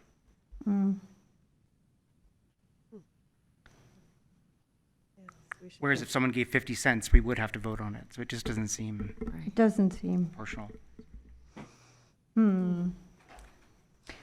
I think I'm going to write a note to self to look at the legal reference. Okay? See if that informs me, us, any better. Yeah. Okay. And there is something about $1,000. I know exactly. Yep, there was, we had a discussion about anything below this, we don't have to approve, anything above it, I wonder if there's also something in the policy, as I was reading the policy, I wonder if there's some type of, in another area where it talks about donations or something. I'll have to, I don't think so. so to, yeah, With TMS that we were talking about? Just as a note, I would be very uncomfortable with that first sentence, the way it is. I feel like it, boy, that's an invitation for someone to right. do something wrong. I'm a good person. Yes. So, real life scenario. When I was head of the PTO, we gifted BES 2 water bottle fillers because they needed updating and we had the funds, and so we gifted them. There hasn't been communication through that. There hasn't been, so we're setting up the communication. So the facility directors know where they came from. That was a gift. It's now on the onus of the school district. So in something like that, where a known entity, right, the parent-teacher organization of the school contacted Patricia or the superintendent and said, we have these additional funds, we would like to, something in that, I see where you're saying, like, it's not your responsibility, but I also don't think that the school committee needs to be involved in every single potential, I don't know, I think. Could we have some part of the policy to maybe in the middle, that there's a record of the gifts that are given so that we can go back in time and be like, oh, that's where this came from. I just, in the end, in the policy here, nothing is written down. So it's like, here's some gifts, and you'd never, no one would ever know. This will be an interesting one for Jordan to weigh in on. Yeah. Yes. And Yep. ethics, you Because can't we accept should- anything over And 50 there should be anyways. a public Right, record that's- of, I mean, in the districts in which I have worked previously, the school committee does actually have to vote to accept every Right. gift. Yeah, but we also do the ethics training. I was just going to say, Yeah. ethics is anything over 50. Any, Has to be that's over. Yeah. Oh, sorry. But that's I mean, gifts We to do the the school ethics. district. Oh, the school That's my experience in multiple districts, that the Right. school Okay. committee does, it has to go before the school committee. It can be a little frustrating for people sometimes, too, because they just want to donate something, but Right. it is it's a robust check on things coming in if the school committee has to vote to accept. Sure, someone could give you 5 laptops. That's right. I could write my novel. That's right. With what time, really? Oh, give up your chickens? No way. Yeah.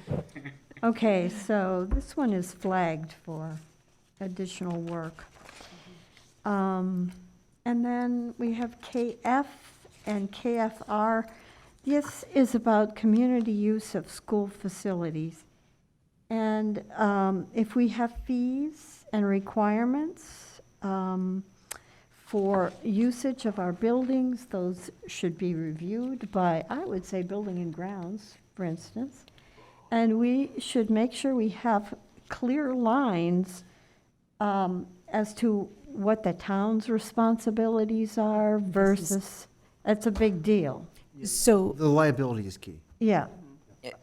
our towns, Bernardston and Northfield own the buildings. Mm-hmm. So there's a few policies in here that are set for city and owned districts. Yes.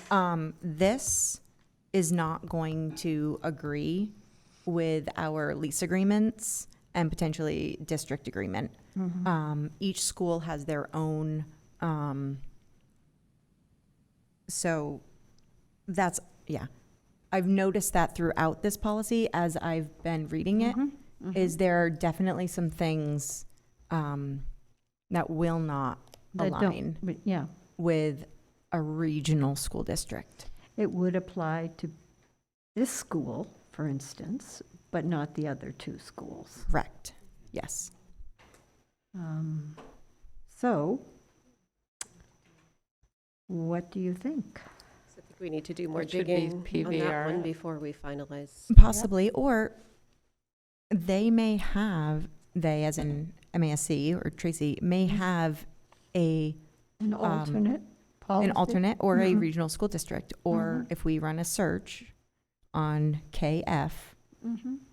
with other regional districts through MASC, we may already find the language there. Okay.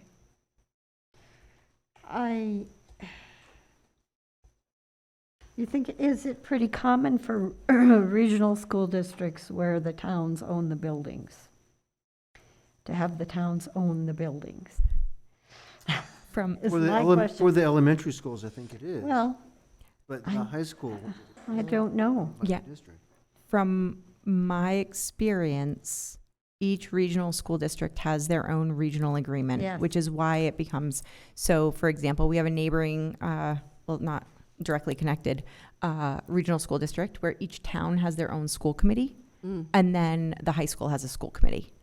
So each town, so Bernardston we would have our own school committee members that would make our rules and regulations for the town of Bernardston It used to be. Elementary School. That used Right, to it be. used to. That Yeah, used to used be. It used to be, Yeah. right? So each regional school district is very different. There's different rules. There's just, so it's hard to say that. So that's why I said if we ran a search, we might be able to find something. But Okay. If I could just offer a use case, having been at MIMS, that the minutes reflect yesterday. The town of Northfield has recreational pickup softball at the NES field weekly. So, which is awesome. Yeah. But I don't know who got to say that's a good idea. It is a good idea. But I just don't, I wouldn't know how that happened. Right. so being chair of buildings and grounds, what I've found out is that the back property of Northfield Elementary School is split Oh, between what is the rec department's jurisdiction, sort of, thank you. and what is for the school, and the maintenance of those two, and where does that fall? So, Thank you. you're welcome. I So, hope to be playing at some point, so. yeah, and it's a great, it's a, because really, they're community Assets. assets, you know. Any other, yes, Nathan? The policy, if you go to the MASC policy area, they have many school examples that are the actual Yeah. policies Right, that are yes, yes. And that, many of them are still just these same ones, but some of them are regionalizing. That's exactly what it is. Exactly. I cannot hear who is speaking on this one. This is Ann speaking. I can't hear who. Oh, sorry, that was Jess. And once we have our policy manual approved, it will be on that site as well.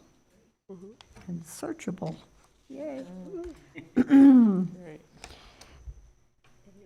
Anything else on this one? There's one more I'd like to address, and that is LB, relations with other schools and school districts.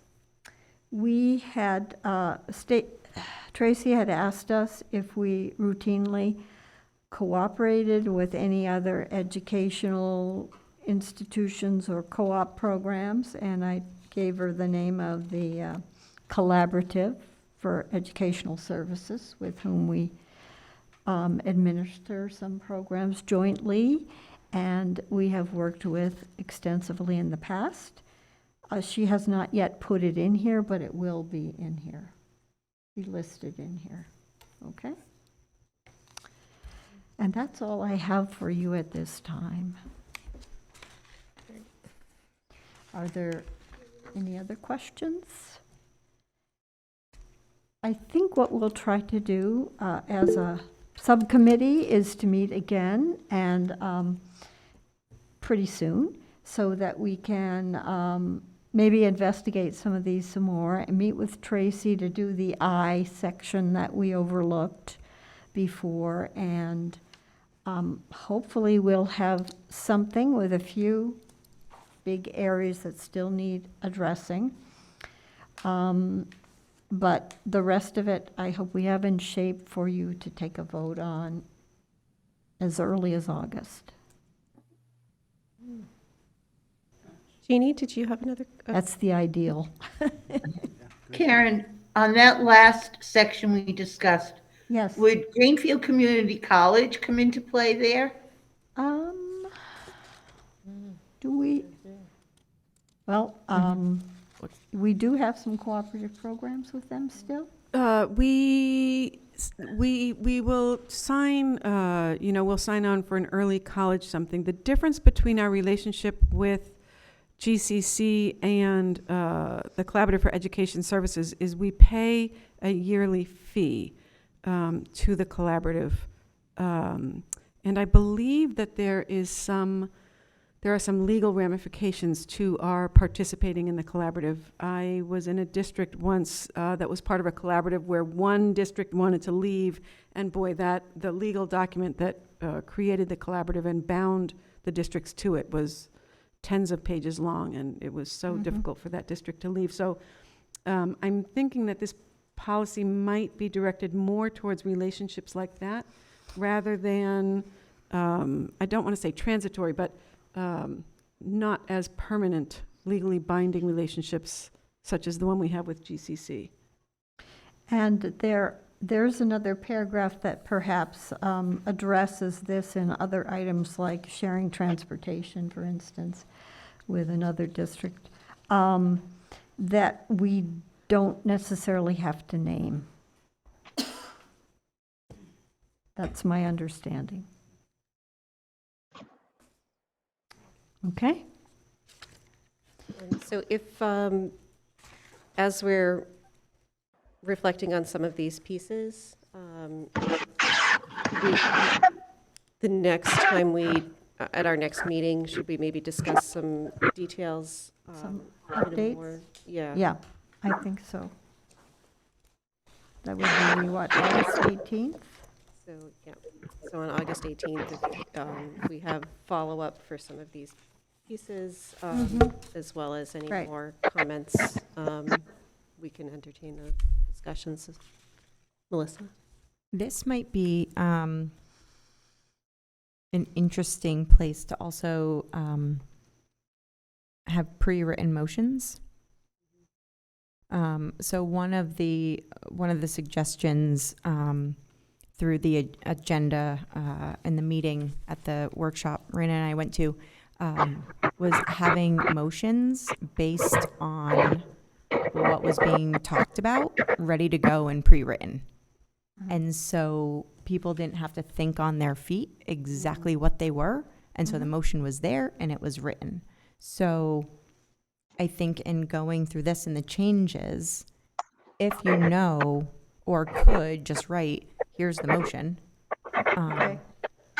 I don't know how your towns do it, but it's almost like at the... So ideally, you would like those to be able to review before we discuss them? Is that correct? I would prefer any document that we will be discussing to be attached to the agenda Yep, 48 hours ahead. in the Just name like of everything. efficiency, yes. Yes. And being And policy. prepared, yes. Okay. We shall endeavor. So we could highlight some of the changes, the proposed changes, and the So what we anticipate the discussions will be, yeah, or Right. what we anticipate the results. of the Could have discussion. possible motion to change this to this, to add this Mhm. here, and so forth. Right. Okay. Great, thank you. With Anne, Building an ark for Noah, Anne, all the rain. Yes. could you please mute yourself or? Oh, right. That's That's okay. probably, yeah, sorry. No problem. All right, so other business not anticipated at the time of posting. There is a need for us to have a special meeting next week to discuss an MOU with the PVASP. And it will be a brief meeting. It shouldn't last more than a half an hour. So we will need to have a conversation in executive session and then return to open session for a vote. It should be a straightforward conversation, and we're hoping to do that either. We can also meet remotely. I was going to say, can we just do It remotely? would be a remote Remotely. meeting for 30 minutes, and possibly Tuesday or Wednesday of next week. Okay. Is there a day that works better? We're doing this.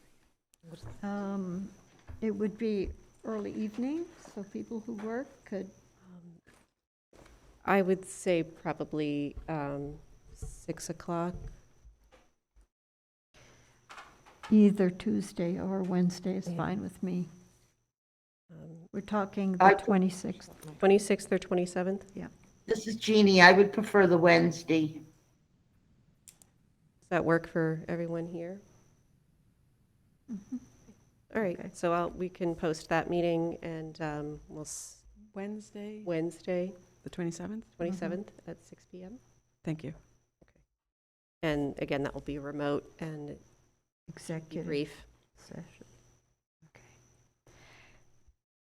Okay, I've lost my train of thought. Oh, yes. My fellow new committee member, Miss Dr. Martin. Have you been approached by the chair for subcommittee roles? Yes. Any and all. Because particularly policy has lost 2 people in the last 2 months. And we're down to 2 or 3. I hear your committee's not very busy, though, so I don't. All the work's done. That's right. Hey, I'll help you out, no? I'll be glad to help. Thank you. Okay. Whatever you find, whatever people need. And the other one that we're down to 3 on is curriculum and personnel. So those 2, That's sort of my background, if that's Can't be in it, helpful. so you're no longer on it. Oh, we need to change that. yes, that should be changed on Yep, all I'll talk future about it. agendas. Raina's no longer on our committee, to our great dismay. She was on both of them. That's why we're down. And Jim Bell was also on policy, and he's resigned, so. And we get to do this all again in November. Yeah, I know. It's the reorganizational meeting. All right. Yeah, Um, thank you. And then subcommittee reports, does anybody have, it's 9:10, so is there anything? No. No, I'll say Jessica did a great job for me on the Warwick transition. And I will say that I've said enough about policy recently. And I addressed curriculum and personnel in regards to the new job titles and job descriptions.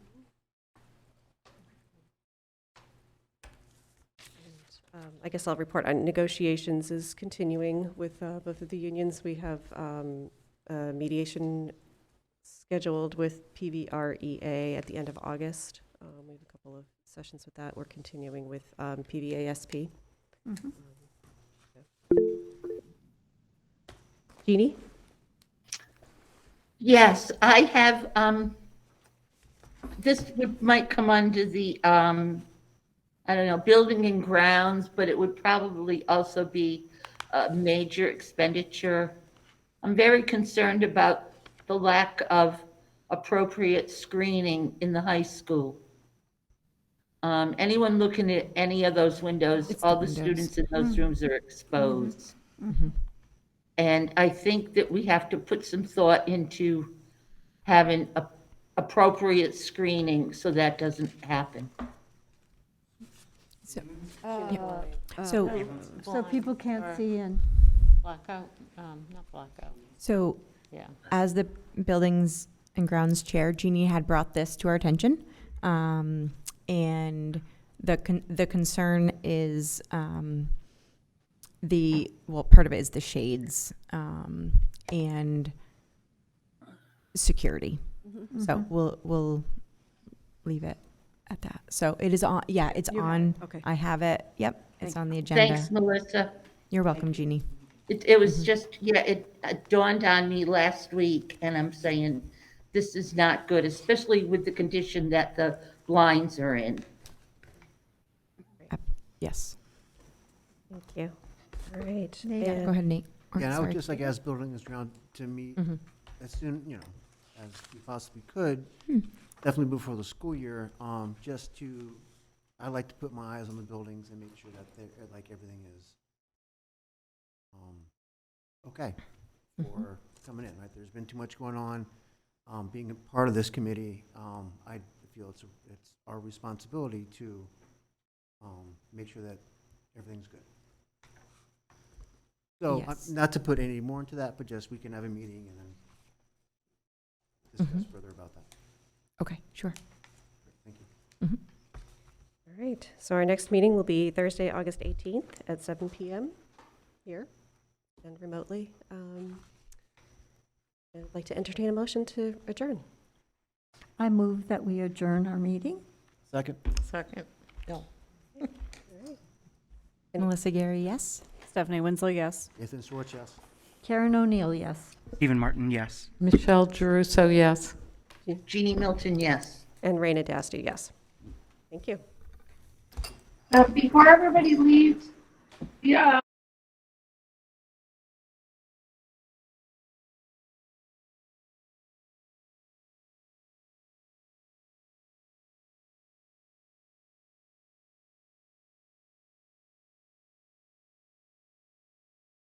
Raina. It's okay. Can you hear me?